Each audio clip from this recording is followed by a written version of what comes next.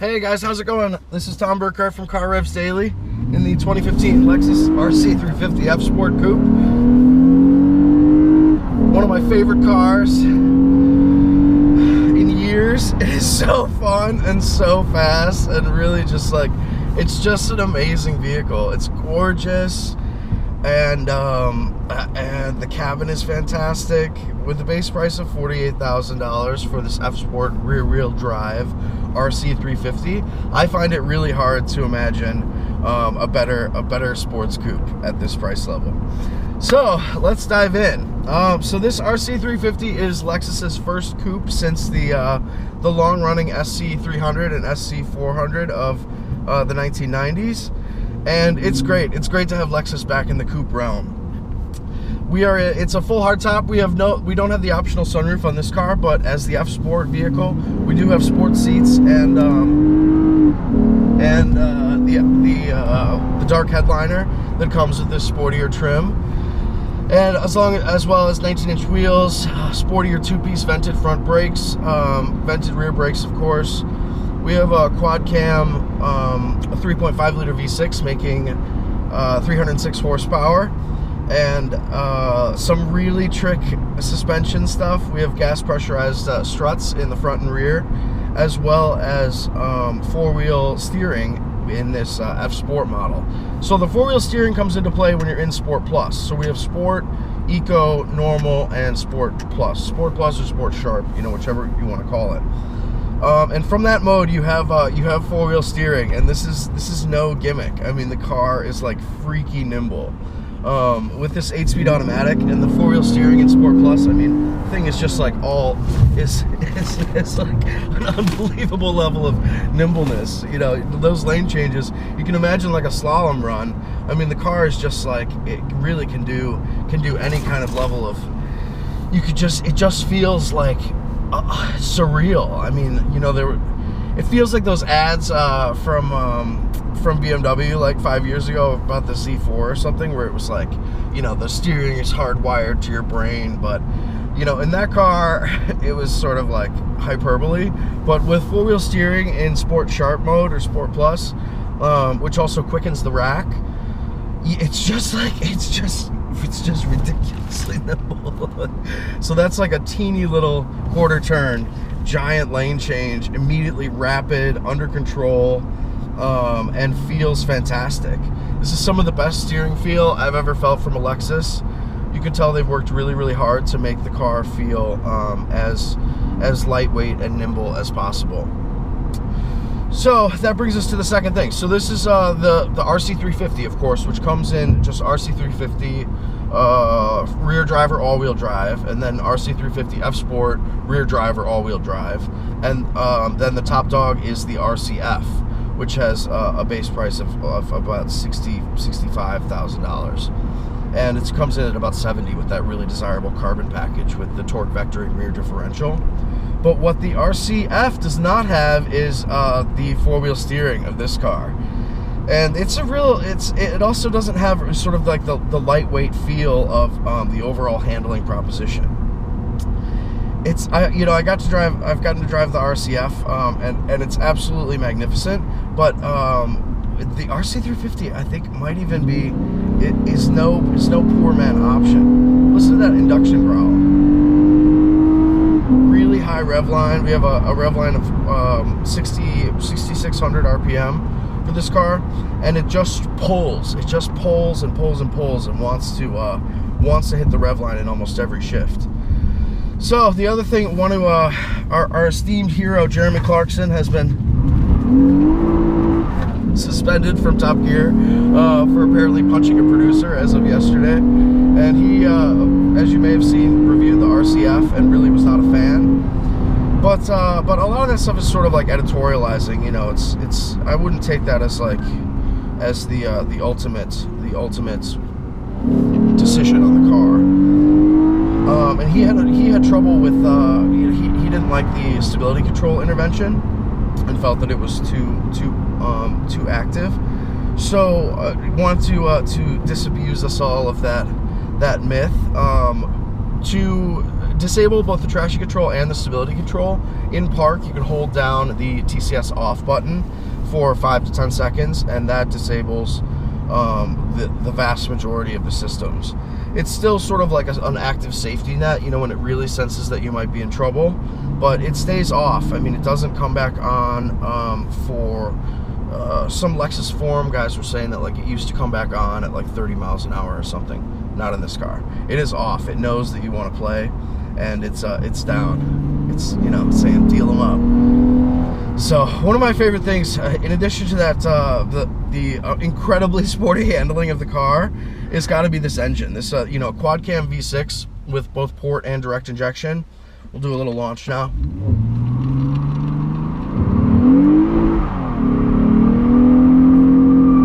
So much power. Just left a huge piece of huge pile of smoke back there. That's close to a speed limit, a speed that we're not going to say right now. But tons of power and really a lot of eagerness, along with that like fantastic induction growl. So it just sounds so good. And this is sort of a similar sound to what the RCF delivers with that V8. And with the V8, it's a lot deeper and it's like a little bit more dramatic. But it does sound really good. It sounds great. Far sportier than any iteration of this Lexus powertrain that I've driven so far. I really love it. I love it. I mean, you can probably see the big grin on my face. And it's well earned. So it's quick. The official sprint time is about four-wheel steering here again, making like U-turns, almost freaky sharp.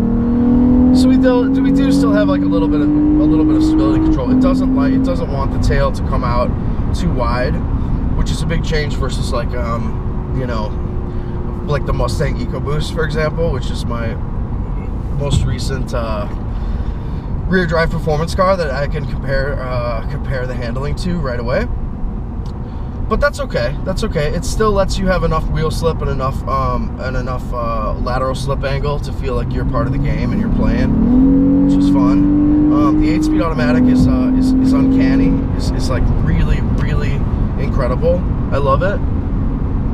In sports sharp mode, as we are in now, you can see it's holding the gear a little bit as I come off the throttle. It doesn't immediately upshift because it wants to be ready for, you know, if I eventually come back and hammer the throttle again, which is a great trait. But of course, in normal mode or actually just regular sport mode, the car totally calms down and becomes just like a smooth luxury cruiser. It's a really fantastically well balanced vehicle. So all this handling stuff is incredible. I mean, the RC350 F Sport is bar none one of the best handling sports coupes that's I can remember. So, and at this price, I mean, the price is very similar to what the M235i comes in at with a few options. So we're looking at about like $49,000 for this car. And so after the F Sport package, this particular vehicle has like very few options. It doesn't have the really cool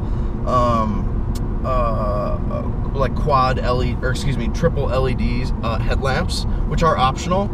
But so it doesn't have those lighting options. Doesn't have the moonroof like we mentioned. And what else is it? What else are we?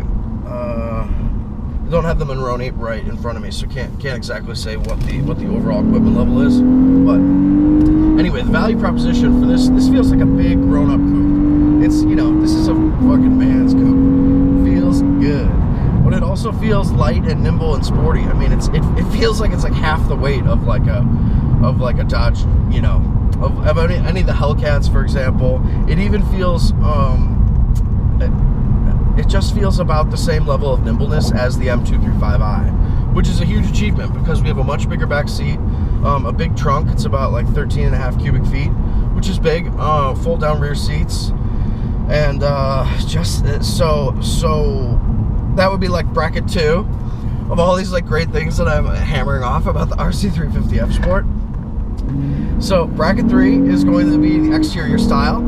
It is gorgeous. It's such a good looking car. It looks so good. And with this F Sport package, I mean, you're like kissing cousins with the RCF in terms of visual intensity, actual, you know, physical desirability in the design, and overall sporty aggressiveness. The main thing that the RC350 F Sport lacks versus the RCF are the big front fender vents behind the front wheels, and it also has a much slimmer and more sloping and actually, you know, arguably more beautiful front end, because the hood can be lower and it doesn't need that like extra 1 or 2 inches of front overhang that the RCF's V8 demands. So it's gorgeous, and even without those triple LED optional headlamps, we do have dual xenon lighting. We have like quad projector beams, also for the high beams, which is really cool. They're not by xenons, so each of the outer lamps, of course, are the xenon low beams, and then the inner lamps are the xenon high beams. And with them on, it's really stunning. I mean, it's something that you can tell that the Lexus guys had to really fight for, but the results on the road, you know, at night are sublime. It is as bright as day, and there are other things contributing to that brightness.